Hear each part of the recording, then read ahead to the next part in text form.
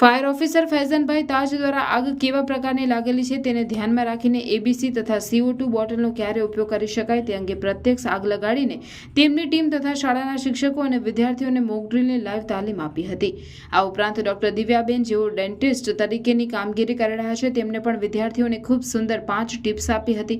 આ કાર્યક્રમમાં શાળાના સંચાલક વિપુલભાઈ પાઠક, ટ્રસ્ટી હેતલકુમાર પાઠક, આચાર્ય નરેન્દ્રસિંહ નકુમ, કોમલબેન ગુજ્જર, શિક્ષકગણ અને વિદ્યાર્થીઓ ઉપસ્થિત રહીને સુંદર માર્ગદર્શન મેળવ્યું હતું જેથી ભવિષ્યમાં આવનારી મુશ્કેલી સામે રક્ષણ કરી શકાય। તો ટેબલ કે દરવાજા હોય તો એને ખસાવો હોય તો આપણે કેને ખસાવી શકીએ ને, એમાં ટાઈમ જાય। એને બોટલ નીચે મૂકશો, પાછો એને હટાવો કે ખોલશો, પછી આગળ જશો, બરાબર। તો એના માટે શું કરવાનું છે, એના માટે એની ટેકનિક છે ઉઠાવવાની, બરાબર। સૌથી પહેલાં એને ઉઠાવવાનો એની જે છે ટેકનિક છે એનામાં એક હાથથી પકડીને એને ઉપર મૂકીને એક હાથ ફ્રી થઈ જાય છે, બરાબર। હવે બીજો હાથ આપણો ફ્રી છે એટલે આપણે કોઈ સામાન આવે છે કે રસ્તામાં કોઈ દરવાજો આવે છે એને ખોલવો છે કે કશું વસ્તુ હટાવવું છે તો ઇઝીલી હટાવી શકાય છે, બરાબર। તો આને ઉઠાવવાની આ ટેકનિક છે, બરાબર। હવે બીજું ફાયર થઈ છે, આપણે જગ્યામાં પહોંચી ગઈએ છીએ, બરાબર। તો સૌથી પહેલાં શું જોવાનું છે, હવાની દિશા જોવાની છે, બરાબર।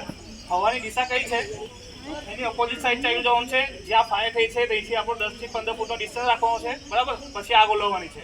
આગ ઓલવવા માટે શું કરવાનું છે, જે એક્ટિવ યુઝર છે, બરાબર, એની જે પિન છે સેફ્ટી પિન કાઢવાની છે, બરાબર। સૌથી પહેલા સેફ્ટી પિન કાઢવાની છે, પાઇપ પકડીને એના આગળનો જે પાઇપ છે એને પકડવાની છે, બરાબર।